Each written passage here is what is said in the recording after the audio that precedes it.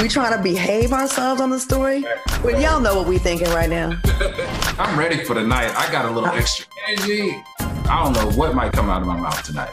Hide your kids. Tell them go sit their bad asses down so we're grown folks in here talking. TGIF.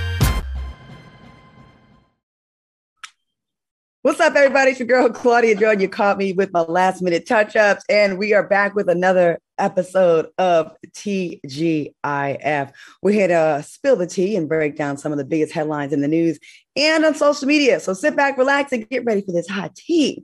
All right, I can't do the show alone, so please welcome my fabulous co-host. Please welcome multimedia personality and talk show host, Funky Dineva. Hey, Q. Happy Friday, everybody. It is a happy Friday indeed. And please welcome brand strategist Al Reynolds. Hey, Al. What's going on, Claudia? How are you?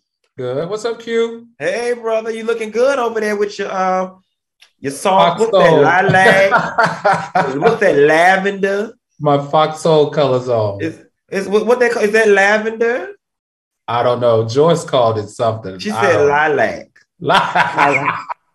That's supposed to be the color of peace and serenity. Oh, is it? Oh, you know, I'm peaceful. I'm serene. Hilarious. All right, y'all. What y'all drinking on tonight? Nothing. I went out last night, honey. I know y'all gonna ask me. I had one gentleman caller. Oh. Yeah, I'm not drinking. Just one? Just one this time. The whole night, just one? Just one. But one out of my rotation. Yeah, y'all know I told y'all I'm only hunching three people for the last 4 years. It was just one out of the three. That story changed, Claudia, doesn't it? Lord. Okay, Q. We're gonna pray for you. We're gonna pray that you find I don't love. need prayer, baby. Save it for somebody that need it. I'm fine. Well, you said last show that you was ready to be a wife. Uh-oh. You right. Okay, so I'm praying for you to be a wife. Thank you can accept my prayers. Thank you. Al, what you drinking on? You drinking on anything tonight? Yeah, I got a little Pinot Grigio over here. So I'm definitely not drinking tonight. Me and my girl drove down to San Antonio last night. I'm supposed to host this little club tonight that was filling in. I don't know, some cancellation, but they have some ice issues. So we went out last night to the Kona Grill and was sitting at the bar, and there was this cute little girl. She's 23 years old, and she had a cake in front of her by herself. She basically, her friends stood her up. They didn't come celebrate her birthday with her. So I was like, come with us. So I was buying her margaritas. And then I think 6 or 7 drinks later, I just got out of bed a few minutes ago. Like, I don't know how, Q, I don't know how you do it. I need some of your headache remedies because I feel terrible. Well, that's why I got a membership at the IV clinic. And you know, that's why I carried my charcoal pills that I've been trying to get you to try. Oh, you did tell us about the charcoal pills, but no, I just roll out of the bed and go get an IV, honey. I just stick my arm out like this, baby. I go down there. It's a shame. I go to the IV clinic so much they put me on the membership plan. Oh my God! So for $149 a month, I get 2 IVs and 2 B12 shots. So a month. A month. Oh, okay. And they let them roll over. They let them roll over if I don't go. When you need a membership for that's next level right there. That's next level. All right, y'all. Without further ado, it's TGIF. So y'all know what y'all came here for. So let's jump into some hot topics. All right, y'all. Recently, President Joe Biden was asked if he would choose Vice President Kamala Harris as his running mate if he decides to run for office for a second time. Check out what he said. Do you commit that she will be your running mate in 2024, provided that you run again? Yes and yes.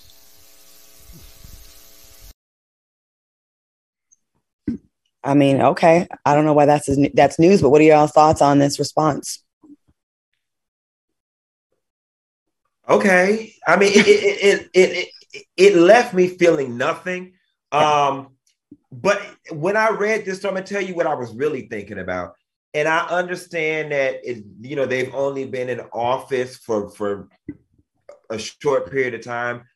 Up until this point, I'm just a little underwhelmed. Is that the right word? Or unimpressed? I'm waiting for something. I'm waiting for them, the fireworks or something. So to be honest, one way or another, Joe and Kamala, I'm just really not caring right now. Okay. Al, what do you think?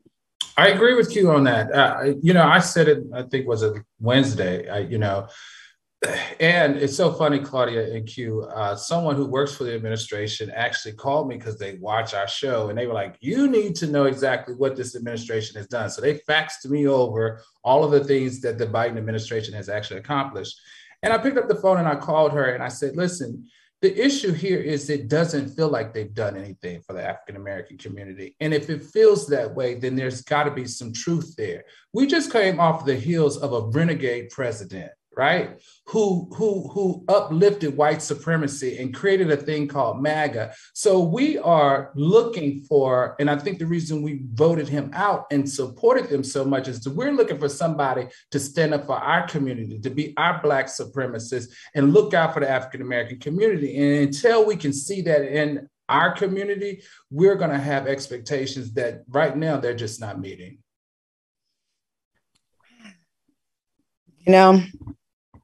I don't know what the solution is for this. I really don't. We were so upset with the Trump administration and it was chaos every single day. And a lot of us voted. We knew that Biden wasn't the best choice for president. Of course he wasn't. We knew that. But it seemed like a better option than what we had. And yeah, we don't see anything tangible that is specifically for the Black community. But I will still take that over not having one that encourages white supremacy in our country. And we're a year in. Mm-hmm. And at first it felt like a few months in, it felt like I did feel the fireworks with the COVID getting under control. We can go back out. Things were starting to lift a little bit. There was some sense of normalcy. And then the new variant came and we're back at square one and even worse. So I don't know what the answer is. I know I don't want Trump back in office, but I would love to see some fresh meat, some fresh blood. We don't need any more 75-year-old old white men or old white men. But the thing about it is, who do we got? Who do we have? Yeah, who do we have to choose? Who do we have in the line of succession? Al? We have no one.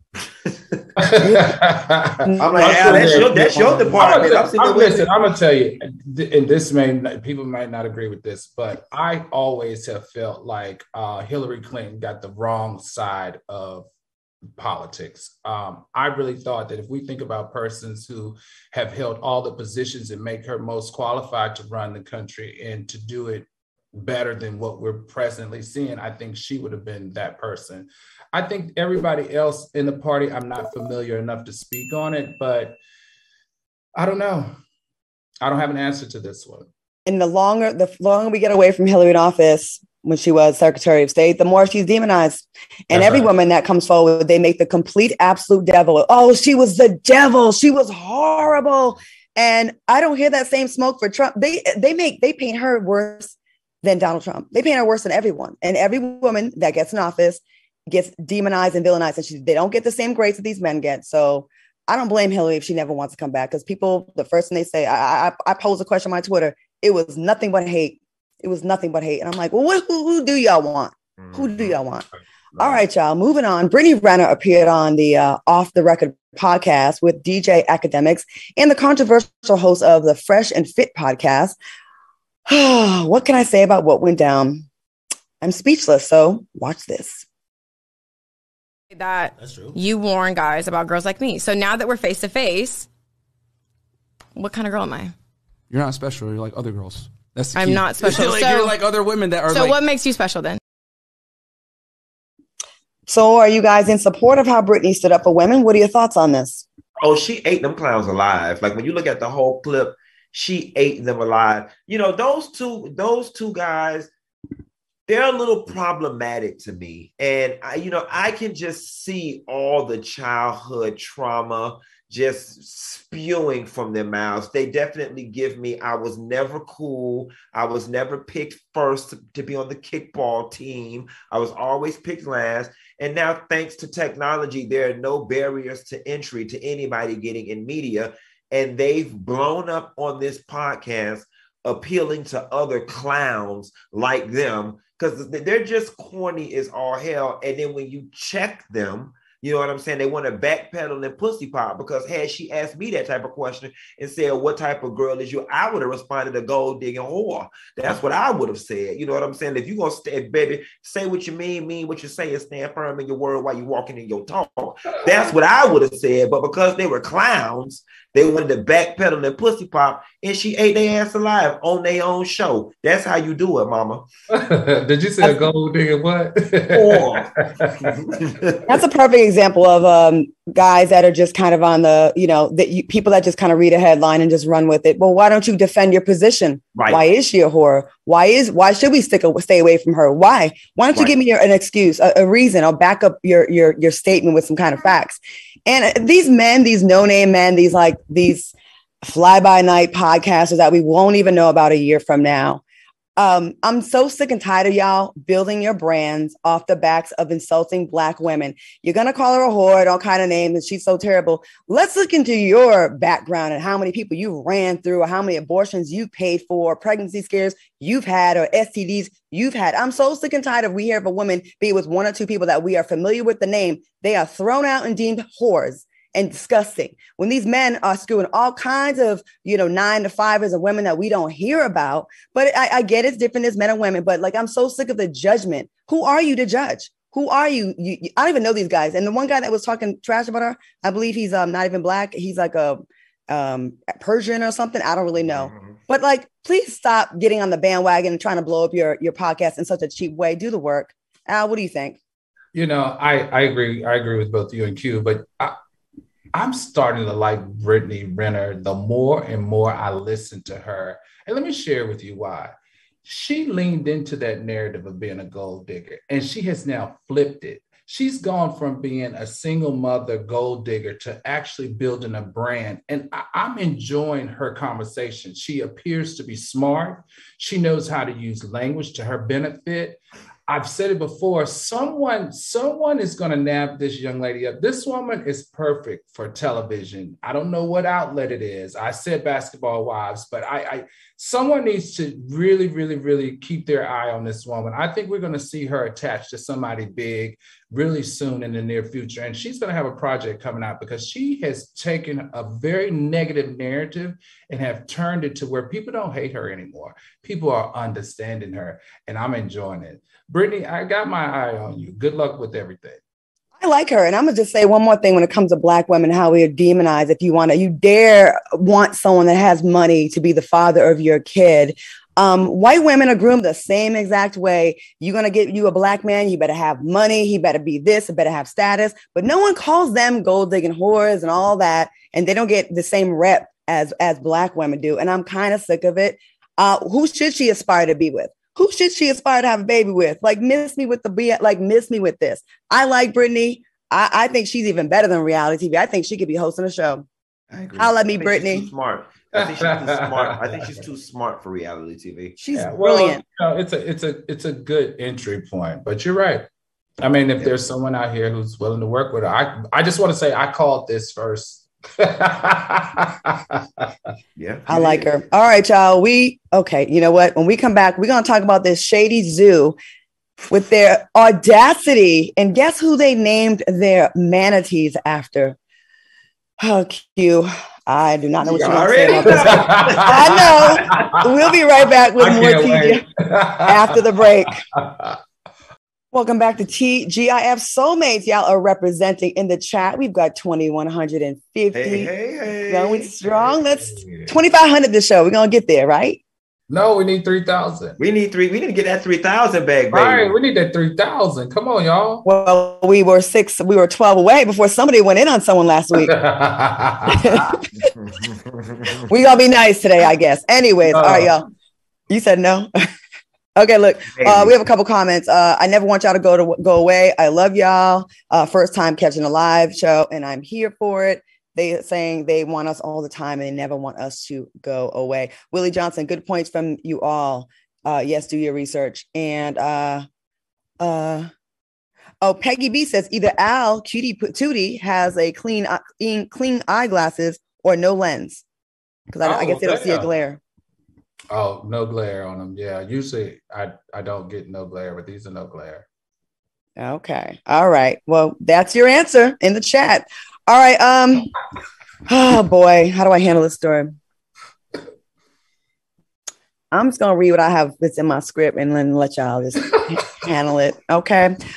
The Columbus Zoo is making headlines for naming their manatees Lizzo, Cardi T, inspired by musicians Lizzo and Cardi B. Were they out of line for naming the manatees after Lizzo and Cardi B? More so Lizzo. Like, what do you think about that? What do y'all think? Was this wrong? Or are they just being cute because they're trending and they're very popular, both of them? I'm gonna go ahead. I need a drink right now. So the road to hell is paved with good intentions. Here we go. Okay. No. Listen, in 2022, I am honestly being a faithful believer in humanity. All right. Oh, Lord. And I didn't even mean to do that. Humanity. I didn't even mean to do that. Look at that. And I want to say that they did it because these are two of the largest artists right now. Here we go. That are going on in the US. And I want to say that it came from a good place. I definitely think that if I worked in the public relations department of the Columbus Zoo, I probably would have gave some pushback and made them reconsider the name. I mean, because she's already in the media for being a big girl and her struggles with being big, and then you go off and name a manatee after her. You know what I'm saying? Like manatees, elephants, whales, bisons, cows, bulls, things of that sort. Those are the type of insults you hurl at a big person. So for them to name her after a manatee, I think they should have just named one of the giraffes after her. I think that would have been more appropriate and aspirational. How? Explain that, Q. How would a giraffe be more appropriate? Please explain. Because it deviates from the insult of being a manatee. Now when we get mad at her the next time she twerking, we're gonna say she got a big fat naked manatee ass out there sitting on the damn. You see what I'm saying? Like, you see how that just happened? Oh God. Is this body? And I think they tried to play. Next time we see her in a pool, people gonna say she's flashing around like a manatee. You know what I'm saying? Now she can't even go to the beach. She's a beached manatee. Oh. It was just the wrong animal. They should have made that lady a giraffe, ostrich. They could have even made her a pretty peacock. A peacock. They could have made her a pretty peacock. Blacko Design says humanity. Hey. I think they tried it, of course, and then they try to cover it up by throwing Cardi B and Mary-Kate and Ashley and someone else in there to make it not look like they were exactly making it about Lizzo, and then threw in the skinny white twins and then Cardi to, kind of clean it up to make it look like she's not being singled out. That's what y'all try to do, Columbus Zoo. Y'all tried it. Al, what do you think about this? Do you think this is a dig, or do you think they were just honoring Lizzo and her fantastic music that we hardly get to hear anymore? She is one of the biggest artists of our time. First of all, Al, no, but no. Oh, you keep telling me about that. Okay. Use another word besides biggest. One of the most famous artists of our times. It's just unfortunate all along. I'm going to find the silver lining, and this is how I found it in this particular story. So the manatees, the reason why they were rescued, Q and Claudia, is because they couldn't find no food. That's right. Because their backs kept getting hit with the blades from the boat. No food. They couldn't find no food. So they lost 60% of their weight. So hopefully, maybe this will motivate Lizzo to stick to her diet, because she's working out very heavily in the gym. Heavily? She's working out a lot in the gym to lose weight. So I don't know. That's the only silver lining that I can find here. Is she needs to stop eating them damn Oreos with that damn mustard. Okay, there we got it. We know one person who ain't got no problem finding out food. Go ahead to the next story, Claudia, because we about to get in trouble. Go on to the next story, Claudia, because I see you trying to let this breathe. Go on to the next story.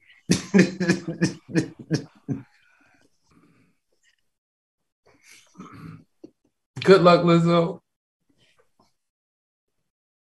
The Fujis announced they'll be canceling their 25th anniversary tour.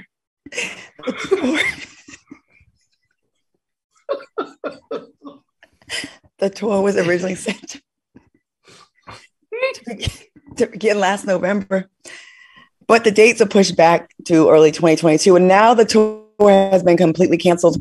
The group stated that the continued COVID pandemic has made it difficult to tour and made the conditions difficult, and we want to make sure we keep our fans healthy and safe. What do you think about this disappointing news? They lying. They telling a whole bunch of damn lies, and I don't know why y'all pressed about it being canceled. It ain't like Lauryn Hill ass was gonna show up any damn way. You know what I'm saying? So if anything, she did y'all ass a favor and saved y'all some charges on your American Express card or whatever the case may be, because your ass was not gonna show up anyway. I wouldn't be surprised if Lauryn Hill ain't show up to rehearsal and the promoters just said to hell with the whole damn thing and keep your down deposit money and whatever money we spent on marketing and advertising, because we don't want to be bothered with your unstable ass, okay? They're never, listen, this concert was imaginary from its inception, okay? I had a dream about it and Lauryn Hill didn't even show up in the dream, okay? So there was never going to be a Fujis concert, y'all. There never was going to be one, and that's that on that. I hosted a New Year's Eve party that she was supposed to be performing at. I was there at like 10. She was 4 hours late. Horrific makeup. I'm like, what is going on? 4 hours late to something that she was paid to host. So I don't know. Al? I have nothing to say. And speaking of clown makeup, Claudia, why she put on disgruntled makeup? It's like I have not seen this woman. Very few pictures have I seen her smiling. Like she always looks like a depressed clown. And something else that threw me about Lauryn Hill, since we on the Fujis really quickly. You know, when she was having all them IRS tax problems, and even now, like Lauryn, this is how I know mental illness is real. And I'm not making fun of mental illness. Lauryn Hill, first of all, was a great actress. She's a great singer. I'm pretty sure if Lauryn Hill tweeted right now, I'm ready to be in movies and TV shows, Hollywood would fall at her feet. I'm pretty sure Lauryn Hill says, I'm getting ready to make a second, third, fourth. Why hasn't she made another album? You know what I'm saying? And it's like, you tour, you do some touring, so you do need to pay your bills. Why hasn't she just made another album? It don't take 20 years to make an album. Haven't you heard the stories, reports, I'm not sure how true they are, that she, you know, her album, The Miseducation One, was so good and the bar was set so high that she has all this anxiety that anything she makes can't be as good as that. That's what I've heard. Like, I read that. And she also says that it's an energy thing, right? She said that for her, it's not just about going in the studio and making an album. She's got to feel right.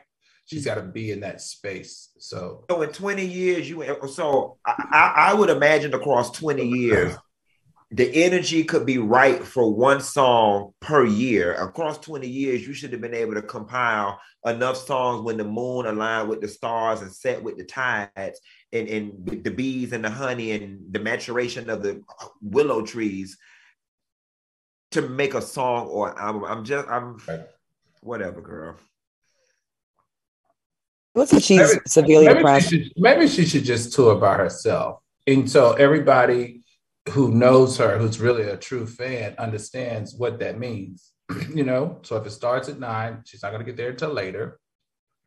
Maybe she needs to do something solo, because she was an amazing actor to me. I loved her acting. I thought she was the next biggest thing ever. I mean, I love her music, and I just wish she would get out of her own way. She needs conservatorship. If she had Britney Spears' daddy, baby, her ass would be. She would be on that stage working every day. She would be out there on that stage. Right. That's funny. I definitely loved her as an actress too. Hey, before we go, this story I just saw in the chat. Did y'all hear about the story in Maryland? Found dead in his home, surrounded by 100 venomous snakes and non-venomous snakes, and it was like a 14-foot Burmese python snake. So he had a house full of snakes, and I guess they killed him. Did y'all hear about this? No, I didn't hear that. Mm-mm. So they suspect that one of the venomous snakes bit him? Duh. Yeah. Okay. Y'all gonna learn about having these wild. Am I frozen? No, you good. They're gonna learn about having these wild animals up in their house like this and think nothing's gonna happen. Like, what bad could happen from this? Well, they could have named him Lizzo. You mean the snake? Yeah, or the man. If he's dead and bloated, let me stop. Oh my God. You know what? I'm gonna save us right now. We're gonna break a little early right now so we can pray for ourselves. We're gonna be right back with more TGIF after this. All right. Welcome back to TGIF. My apologies for my Wi-Fi issues today. So bear with me. If I goes out, my lovely co-host will take over. So don't you worry. All right, guys. Last week we celebrated the British Vogue for their historic cover featuring 5 beautiful dark-skinned models. But now they're being accused of reverse bleaching after social media users claim they made the models darker. One user wrote, "I am South Sudanese and I lived here probably longer than these models. And I can assure you that there's nobody moving around looking like this. As an artist, that is not art. This is black skin porn, black fetish, reverse bleaching." Another tweeter wrote, "Casting dark-skinned people and editing them charcoal black in every editorial is not appreciation, nor is it the pinnacle of inclusivity. Fashion wants it to be, and it's becoming more and more trendy. I rest my case." What are your thoughts on these allegations, and what do you think? Do you agree? Y'all, we can't win for losing. And I can't confirm nor deny if they are bleaching these people's reverse bleach, Lord, reverse bleaching. Child, get off my damn line with this foolishness. I can't confirm or deny if they're reverse bleaching, but I will say this. We live in a world where dark is considered bad. So even if they are reverse bleaching, just the fact that we're celebrating dark skin, the darkest of the dark, even reverse bleach dark,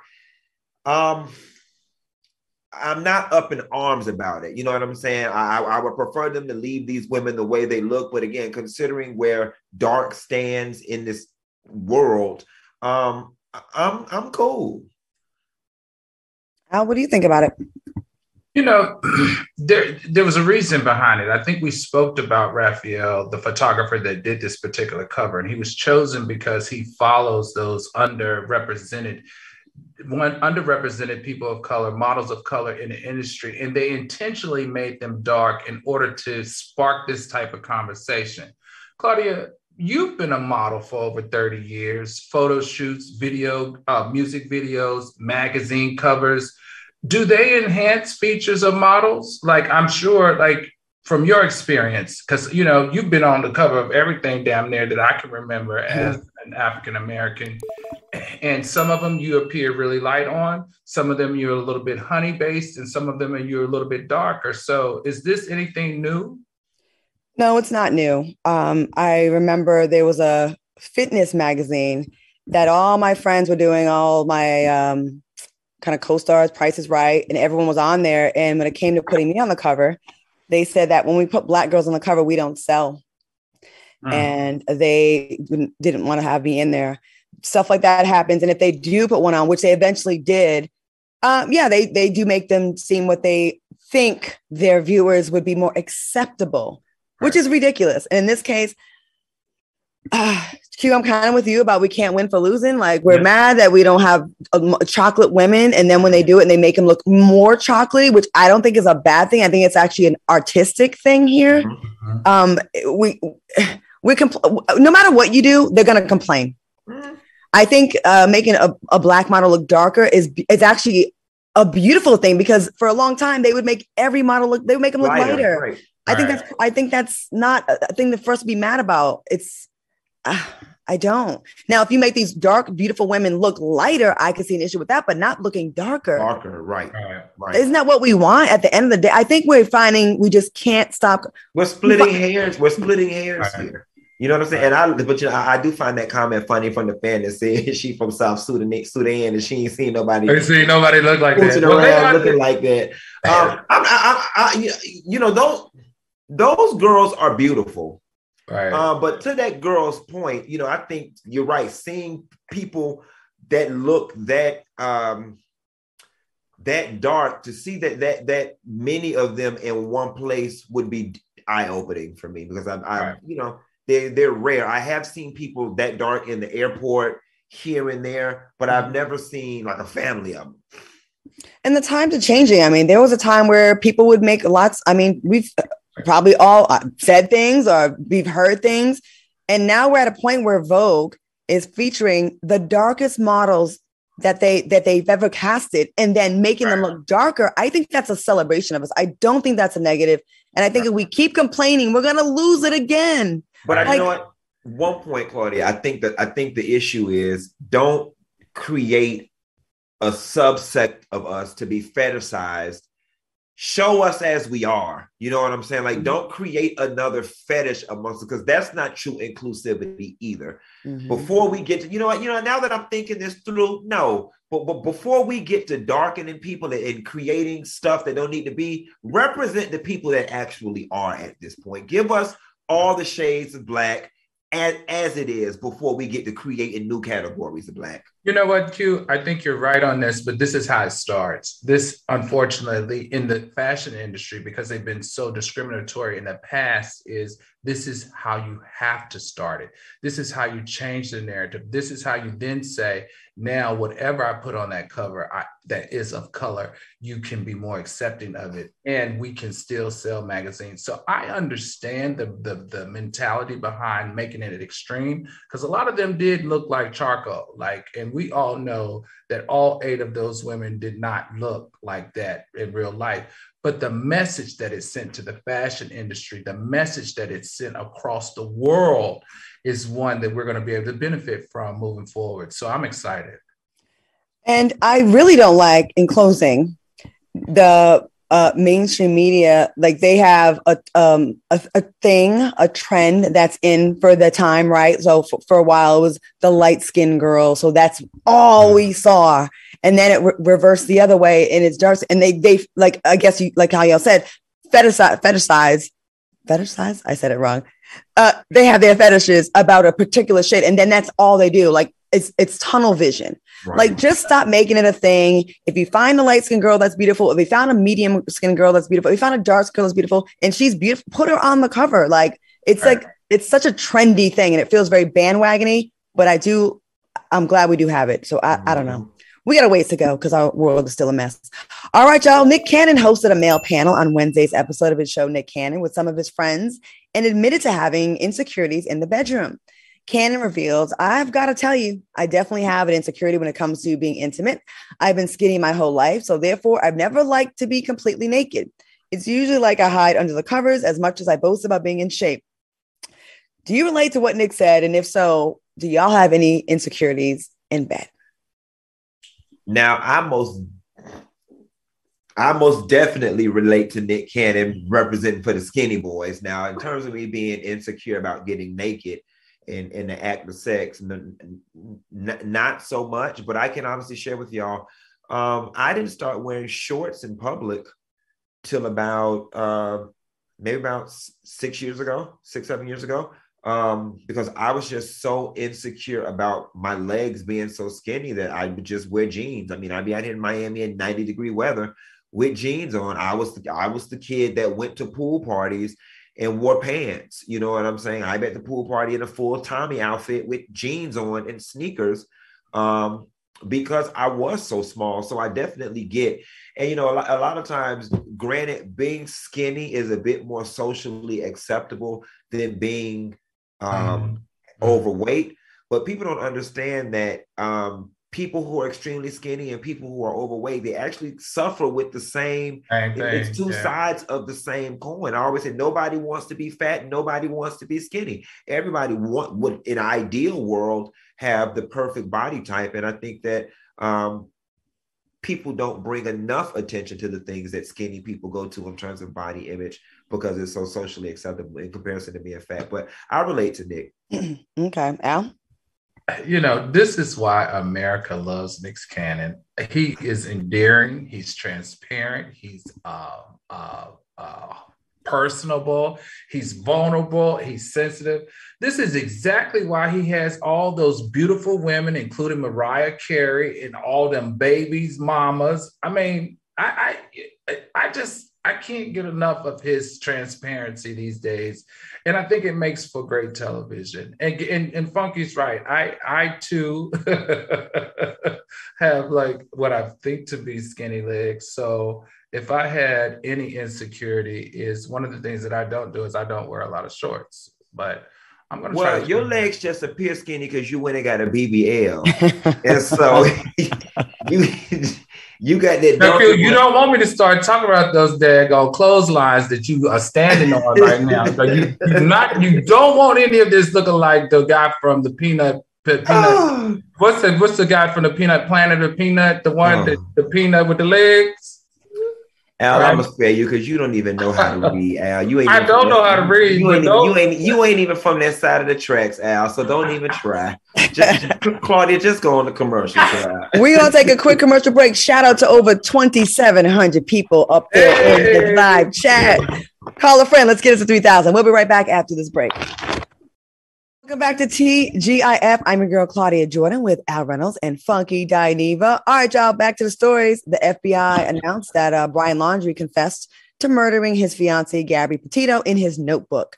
The book was located near his body after it was found in October. Gabby's body was found in September, and shortly after, Brian was named a suspect. Damn, it took them a long time to tell us what was in that notebook. That was months ago. What do y'all think about this story? This like OJ, we knew he did it. They didn't need to tell us that. We knew he did it. When he offed himself, we knew he did it. You know, the funny thing about it is I'm less concerned about that notebook and I'm more concerned about how them parents knew how to go find that body. That's the tea that I want to know. To hell with that damn notebook. We knew that he did it. That's why he got to missing and acting all suspicious. But I'm glad that at least a period has been put at the end of this sentence, and that this family, that family, and the world can get some closure to what was one of the biggest missing persons cases in the media for a long time. Well, you know, it's always a huge case when it's a white woman that's missing, and when these hundreds and thousands of Black kids go missing. I think 400,000 Black people a year is some crazy number. We hear nothing ever. Al, what do you think? I mean, I concur. Like, when the story came up, I was like, I understand that it is one of the biggest stories, but I just wish that some people of color could be one of the biggest missing stories, especially when we already knew who did it. So let me ask you this question. Because when the debate came out about the color of people's skin and the story, I definitely agree with that. But I also think with this particular case that there were elements to it that made it optimal for television ratings. You know what I'm saying? And I also think that was a factor. We always throw out the number of missing women of color, but I would be curious to also know the number of missing blue-eyed, blonde-haired white women.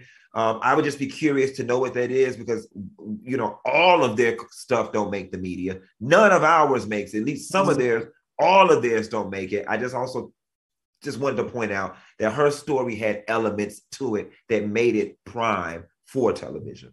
I agree with you. The YouTubing, the chronicling her life with this man and all that. Yeah. Not to say she shouldn't have gotten coverage, but damn it, you can't tell me there hasn't been some other interesting people of color that have amazing stories that are like, whoa, we should know about this, Oh, real quick, I'm going to just touch upon the story. Megan Good is almost single and ready to mingle. She was spotted out in public with a jersey that reads, Miss Good, if you're nasty. She also changed the name in her bio to reflect the same message.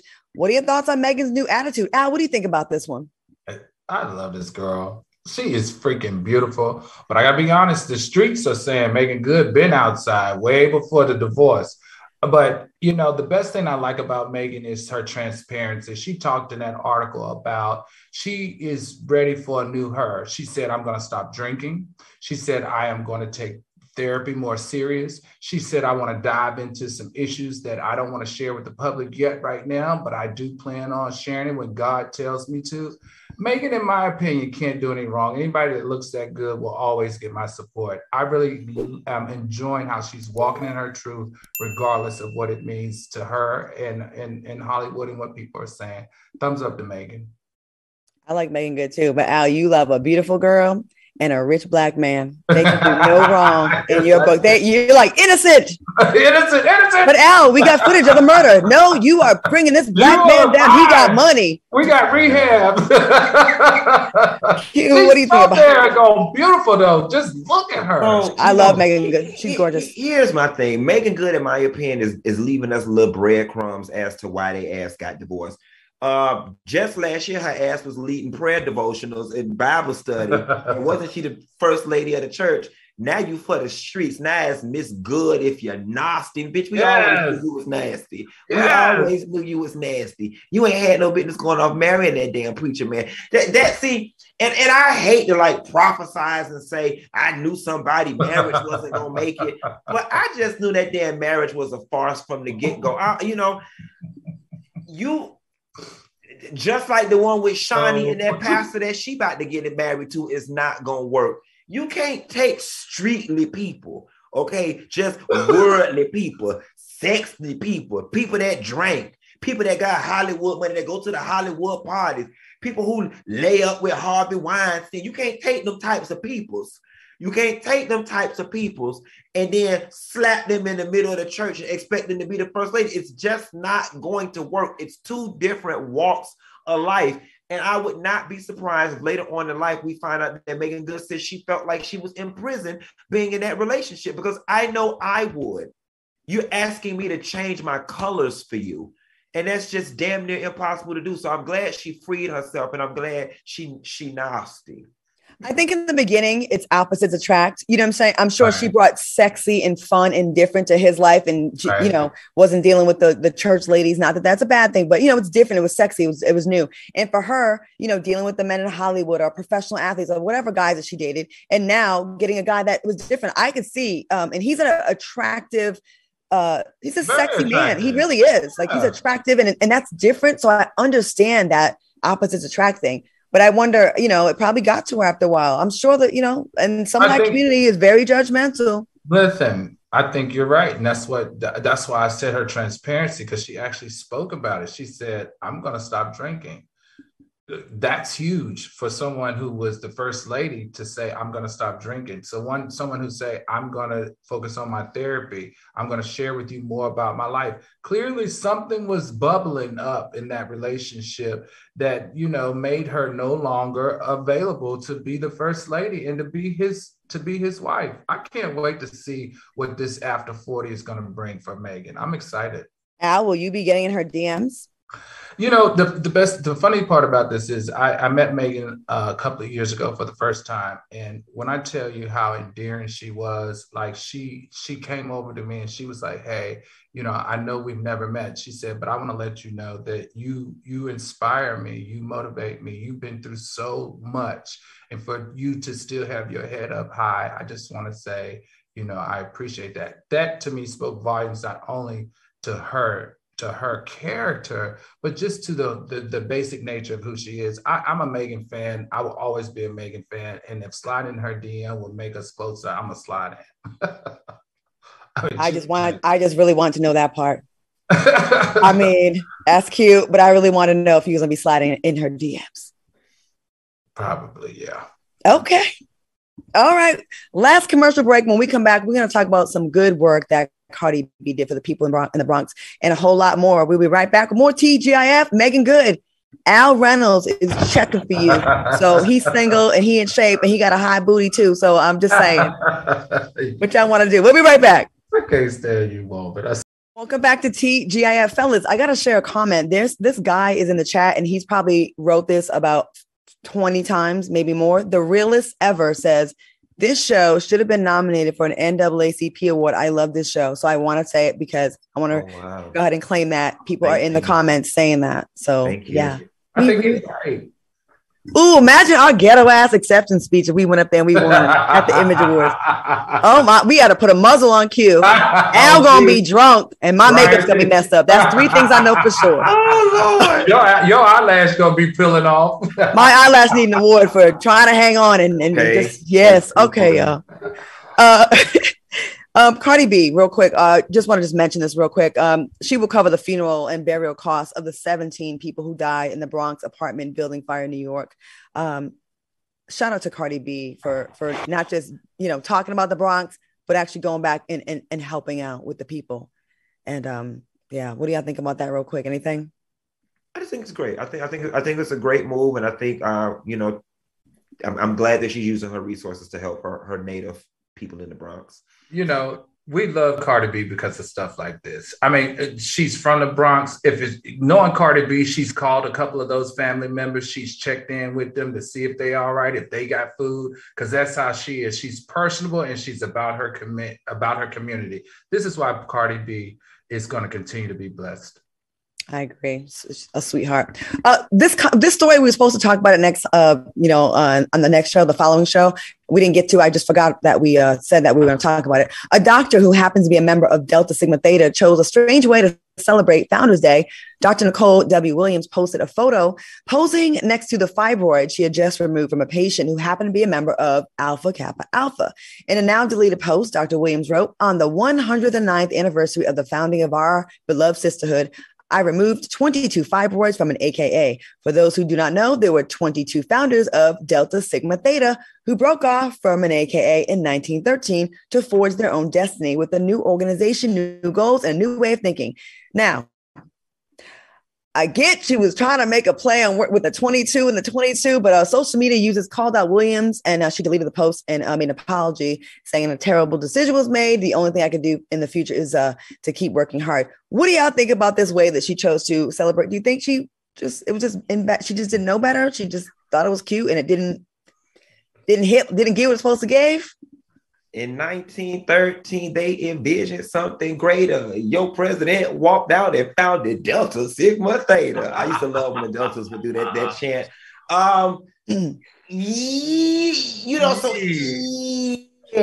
Sis, this wasn't the move. This was actually very, what's the word that I'm looking for? Tacky. It was invasive. It was unprofessional. It was illegal. At first, I thought the story was. I don't know what I thought the story was, but this just was wrong. It was almost kind of saying like a Delta had to save your life. Take that. Yeah. Just was wrong, sis. Sis was a little overzealous. Yeah, Al, what do you think about this way? Yeah, I thought that was the best D9 shade since that Alpha Phi Alpha went to his graduation with the pink suit on and high heels. No, I thought the best shade is when they put them federal indictments on that capital all y'all damn money. Okay, he had his toes manicured too. This girl killed me. This girl, at least he bought it with his own money. Oh, speaking of illegal and crimes, have you guys heard about this one? One of the stars of Love and Hip Hop Miami, Alvin Kelly, who was also Trina's former assistant, was arrested. He was arrested for partaking in sexual activities with a minor and has been listed as wanted by the Miami Police Department. Q, I know you have some inside, being that you were on the scene and in the radio world down there in Miami. Give us a report. Baby, now, the story goes that Alvin was arrested for messing with a minor, y'all. But this story is just so deep. It starts with, Alvin was in his early 20s and this young boy was 17 years old when they started messing around.